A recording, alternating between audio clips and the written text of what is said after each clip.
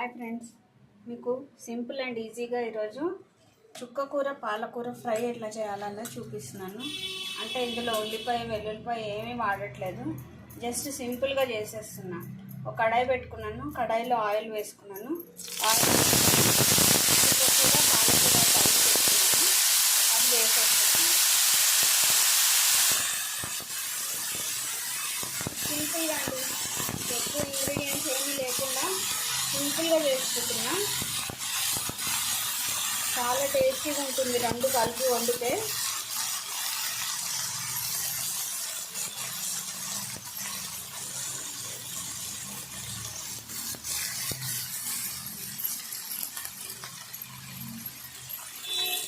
కొంచెం ఒక 3 table spoons of oil వేసుకున్నాను.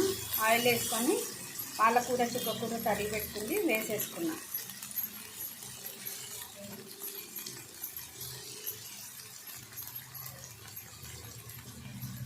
ఇది ఒక 2 నిమిషాలు ఉడికేదాకా వదిలేసేయాలి. ఇలా ఉడికిన తర్వాత ఇందులో కొంచెం పసుపు,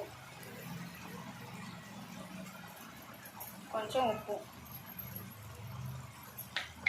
వేసుకొని ఉడకనివ్వాలి.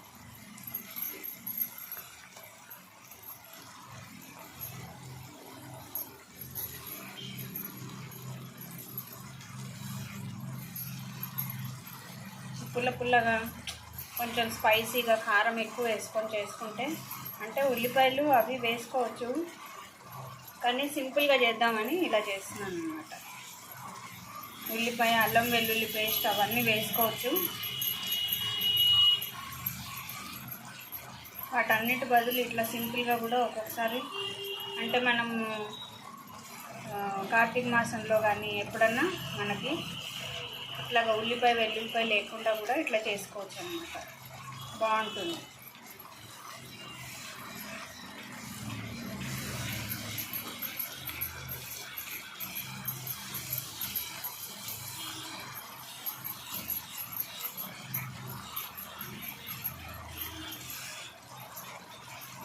ఒక 10 నిమిషాలు వదిలేసేయాలి, ఉడకనివ్వాలి.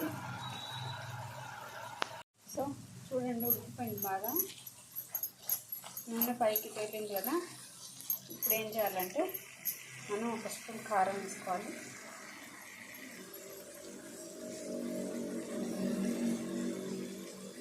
అంటే నాకు కొంచెం స్పైసీ కావాలి కాబట్టి 1.5 స్పూన్ వేస్తున్నాను.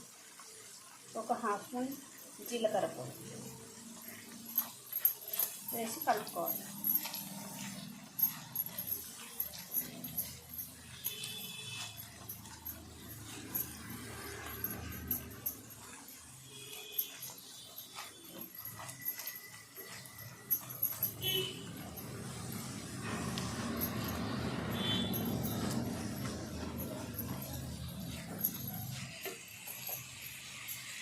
కొంచెం హైలో పెట్టుకోవాలి.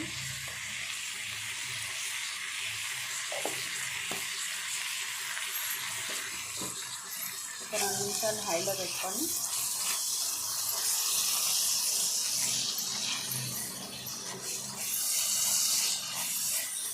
బాగా కలుపుకోవాలి.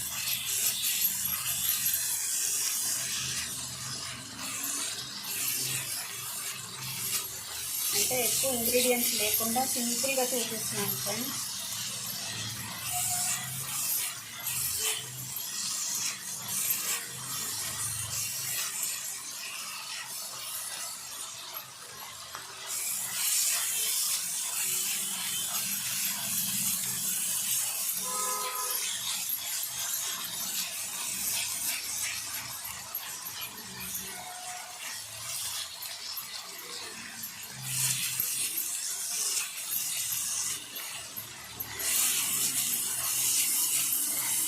ఇంకా ఫ్రెండ్స్ ఆపేసుకోవాలి.